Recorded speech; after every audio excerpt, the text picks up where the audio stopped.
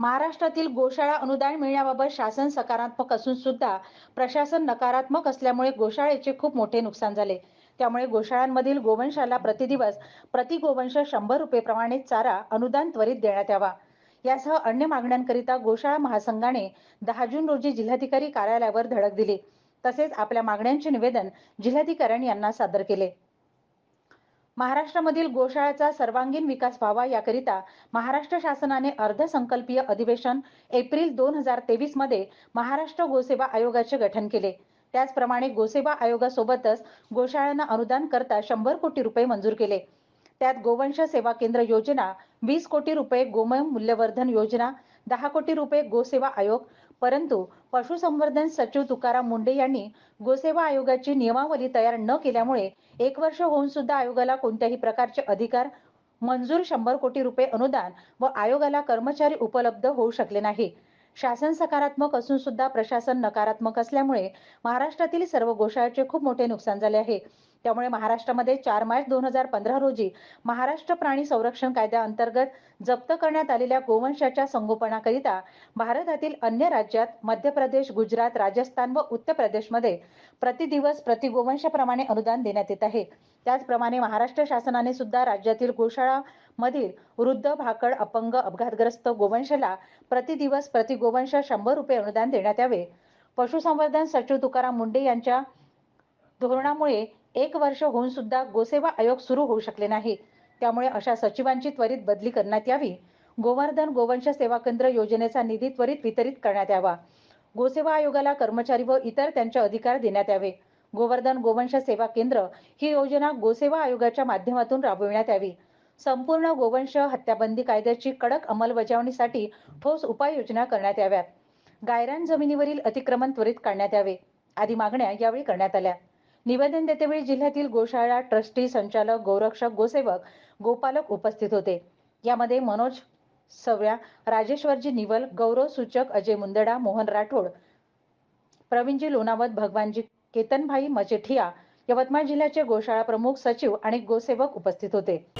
नमस्कार, आम्ही गोशाला महासंघ यवतमाळ जिल्ह्यातील संपूर्ण गोशाला ट्रस्टी इथे कलेक्टर साहेबांना निवेदन देण्यासाठी एकत्र आलो आहोत।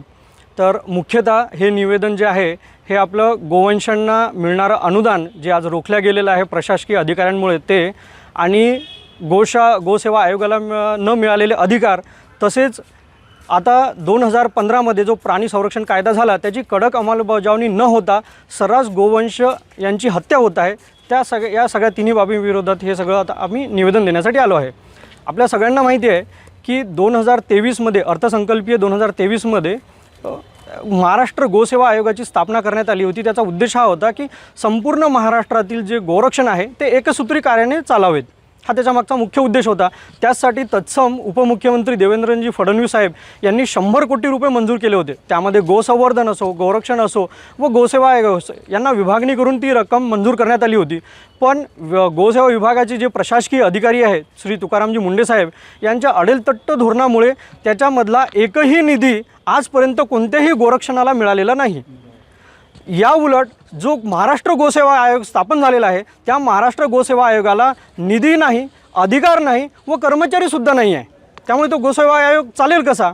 या सगळ्या बाबी होऊनही 16 फेब्रुवारी 2024 मध्ये गो संवर्धन सेवा केंद्र सुधारित योजना ही पुनरावृत्ती राबवण्यात आली होती आणि त्यामध्ये सुद्धा निधी मंजूर करण्यात आला होता।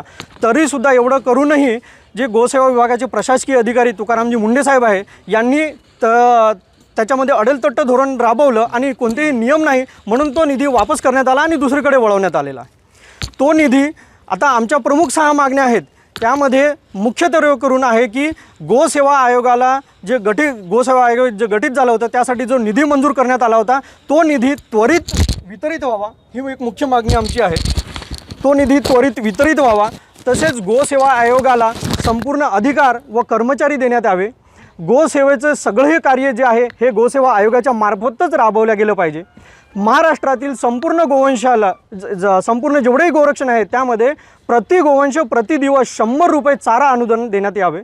तसेच आता जे 2015 मध्ये जो प्राणी संरक्षण कायदा झाला होता त्याची कडक अंमलबजावणी करण्यात यावी। आता येणारी जी ईद आहे त्यामध्ये कुठेही गोवंशाची हत्या होणार नाही याची संपूर्ण जबाबदारी प्रशासनाने घ्यावी आणि या सगळ्या गोष्टींसाठी अनुदान जे विलंबित करून ठेवलेलं आहे ते प्रशासकीय विभागीय जे सचिव तुकारामजी मुंडे साहेब यांची त्वरित बदली करण्यात यावी। या आमच्या सगळ्या मागण्या जर पूर्ण झाल्या नाही तर महाराष्ट्रातील संपूर्ण गोवंश ट्रस्ट